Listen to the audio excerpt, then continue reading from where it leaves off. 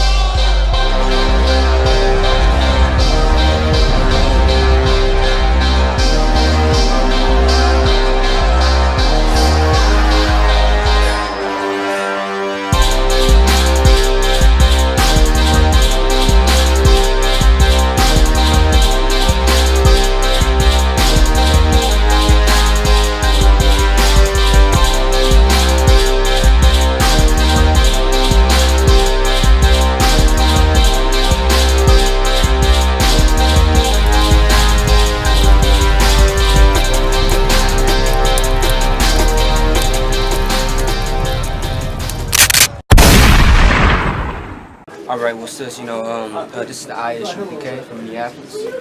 We represent, brothers, sisters, the whole nation of Israel. All right, from 1 West 125th Street, Harlem, New York. Okay, since 1969, I'm going to ask you a few questions, all right? All right. So the first question is, what do you think about President Trump saying Haiti and El Salvador are shithole countries?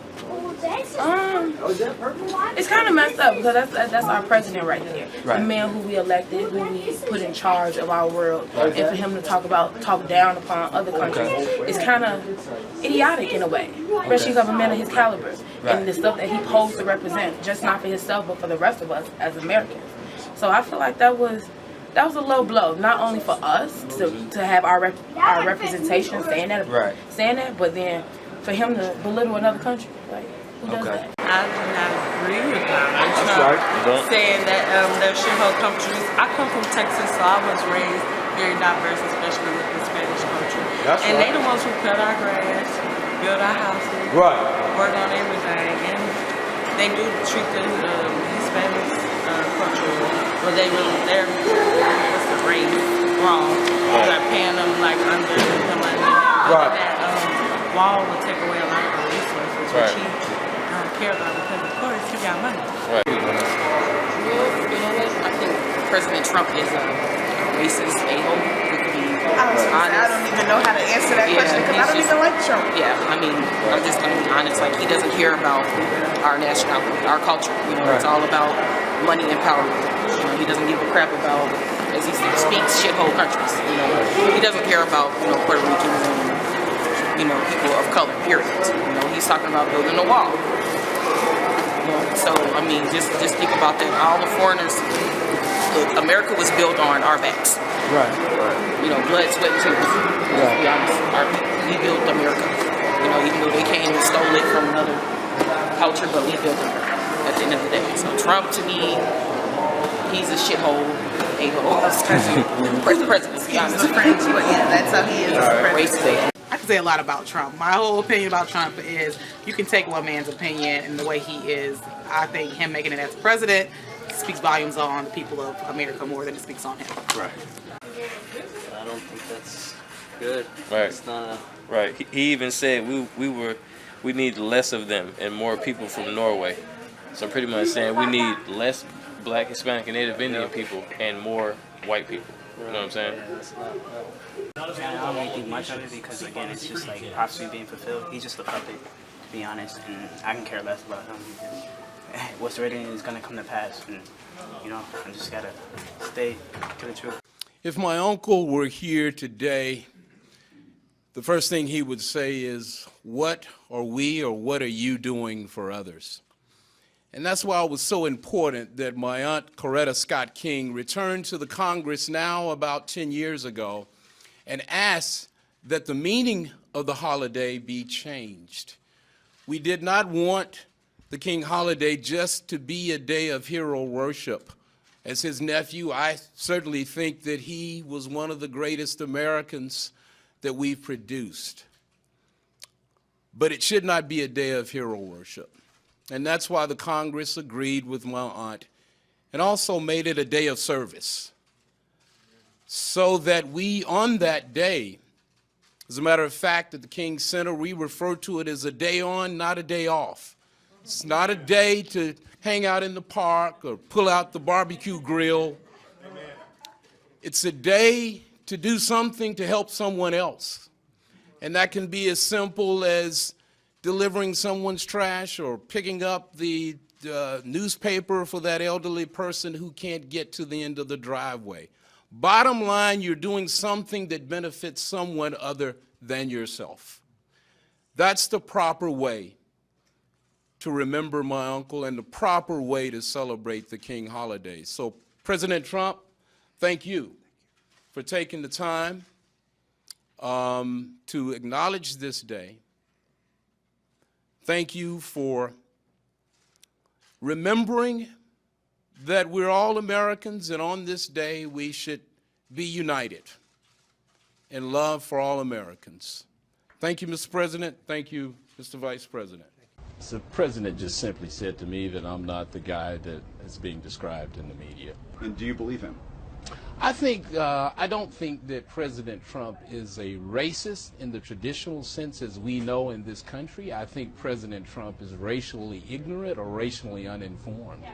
But I don't think that he's a racist in the traditional sense.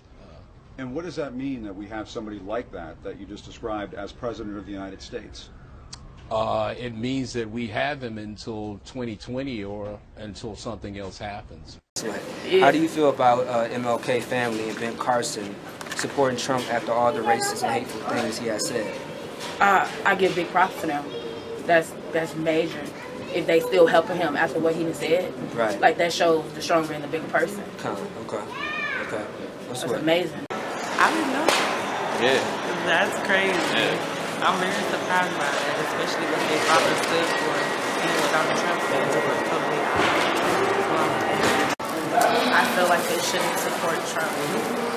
Martin Luther King wanted to bring us together. Trump was trying to separate us all. I don't know how to feel about that. I wouldn't understand it personally, but I haven't heard their reasons behind why they support him either, so I really don't know what to think of that. I think anybody that supports that man is kind of crazy, but that's just me. Did MLK teach that we should love and forgive our enemy? Did MLK teach that we should turn the other cheek to someone who is our enemy, to the people? Yeah, that's exactly what he taught.